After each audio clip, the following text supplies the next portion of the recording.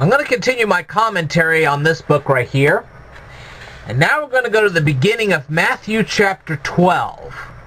And this is where the disciples were hungry and they decided to pluck some grain so they could eat something. Okay? They probably hadn't had anything to eat for hours, maybe even days, who knows. Okay? And, well, when the Pharisees saw this, they immediately came out to Jesus and they said, hey, look, your disciples cannot do this. This is the Sabbath day. Now let's give you a little refresher on this. Alright? The Sabbath day was really well kept by the Pharisees, the Sadducees, and the Essenes. Okay, here's how that worked. On the Sabbath day, you weren't supposed to work at all. Period. That was a day of rest. You did nothing. Okay? And it was so highly regarded, it was highly regarded even above the feast of the Passover. Okay, so basically you got a holiday every 7 days.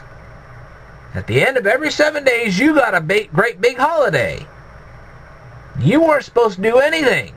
And that meant not you, not your wife, not your kids. Nobody was to do anything.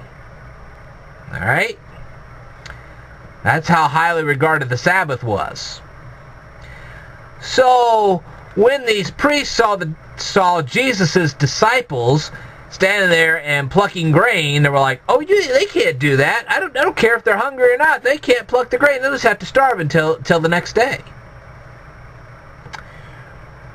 Well, Jesus came back to them and he says, well, wait a minute.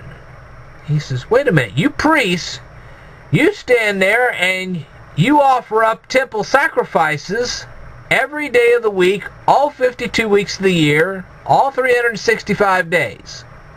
You do this every day, even on the Sabbath. And temple sacrifices required a lot of work. You had to kill the animals, you had to divide them up, you had to do this, you had to do that. It was a long ordeal. But they were exempted from the Sabbath rules because of their priestly roles. And Jesus was saying, well, look, something greater than the temple is here. Jesus was actually referring to himself. Jesus was God. God was here. And Jesus authorized these disciples to eat the grain that they had plucked. He even authorized them to pluck the grain in the first place because they were hungry. And what he was saying was, look, I'm the Son of God, and I authorize these people to do this because he says, I am the Lord of the Sabbath. So if I'm the Lord of the Sabbath, I can tell these people to do whatever I want them to do on the Sabbath. And if I want them to pluck grain, they can do it,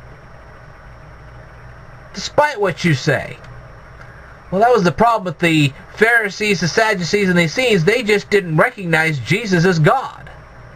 They didn't recognize Jesus as the Son of God. They thought he was just some horrible blasphemer, and they were trying to discredit him. Well, at the end of it, ended up Jesus discredited the Pharisees, Sadducees, and Essenes. That didn't sit too well with any of them. So, there you go. That's how that one worked. Alright. I will tell you more in a future video. Stay tuned.